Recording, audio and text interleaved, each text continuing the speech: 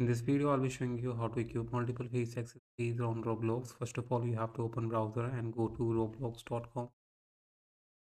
Now you just need to go to in menu over here and just click on Avatar to get to Avatar editor. And here you have to click on head and body and go to uh, or just go to face accessories and go to face accessories.